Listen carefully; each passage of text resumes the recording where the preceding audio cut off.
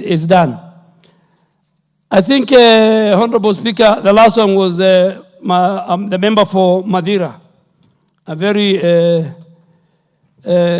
good friend of mine, an active member. You talked about the ICU, yes. That is why we increased the ICU from 4,000 to 28,000. During the fund NHIF, ICU was zero. They were not paying for ICU. They were not paying for surgeries. They were not paying for cancer. Their payment for maternity was very low.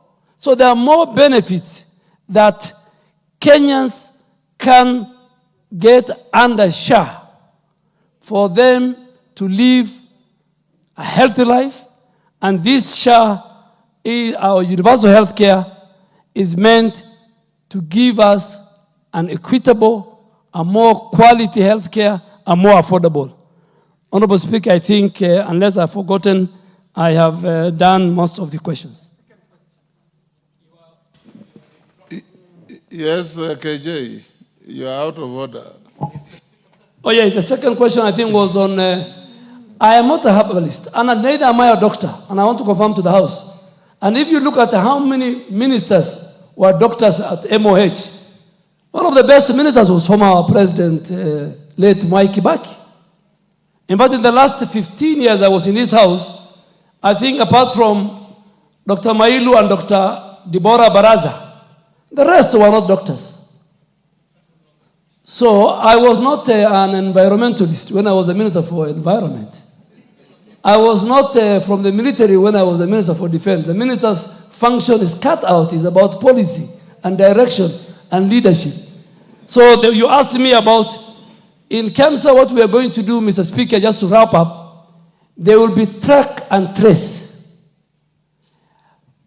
Pharmacy and Poison Board is also part of this super highway technology. We will find every drug that is procured that comes to our market in our country is a drug that is not counterfeit. And I want Pharmacy and Poison Board leadership to listen to me. It will not be business as usual. Mr. Speaker, I want to give you a good example. Why is maternal mortality rate in our country very high? Why is it very high? Yes, KJ. Mr. Speaker, the minister has forged a question and attempted to answer a question that he did not ask. I asked a question that was in line with the bottom-up economic transformation agenda, of which the minister is one of the proponents, initial proponents of the Better program.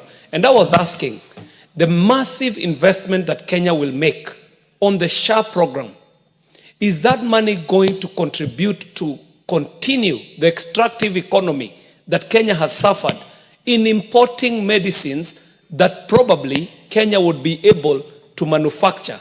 And the question was, out of all the investment that we will make as a country, is there going to be a component that is going to be assigned to research and development of locally produced or generic medicines that can be produced here to promote value addition and manufacturing in this country and save us forex and also contribute to our national GDP rather than export these monies to international pharmaceuticals? Thank you very much, Mr. Speaker.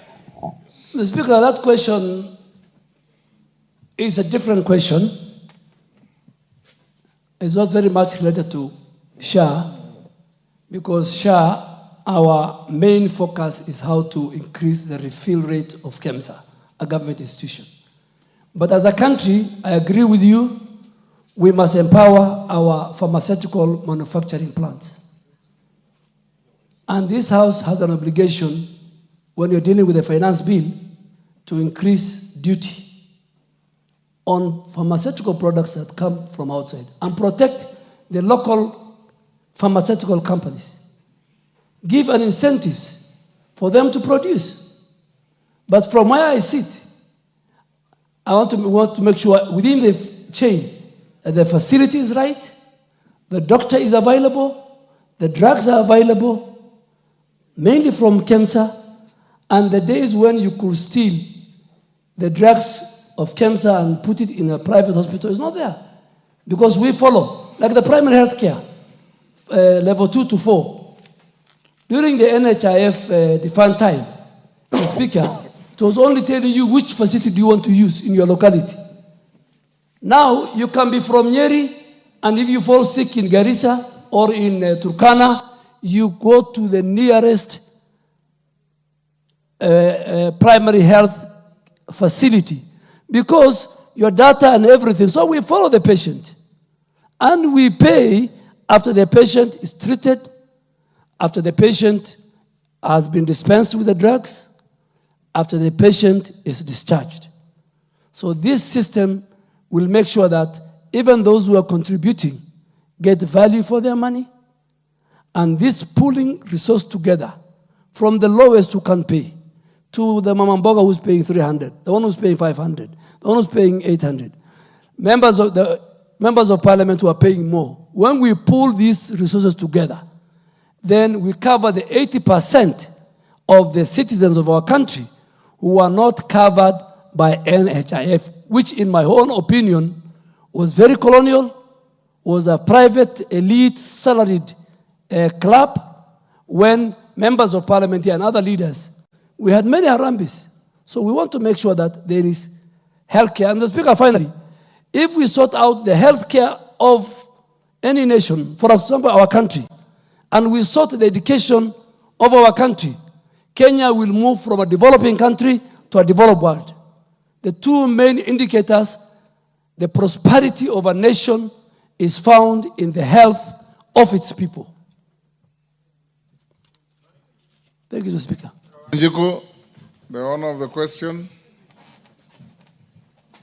Thank you, Honorable Speaker. I think I'll just add one. Majority of the questions that I would have wanted to raise have been raised by members. But I have a question on primary health care and the quality as the CS is talking about.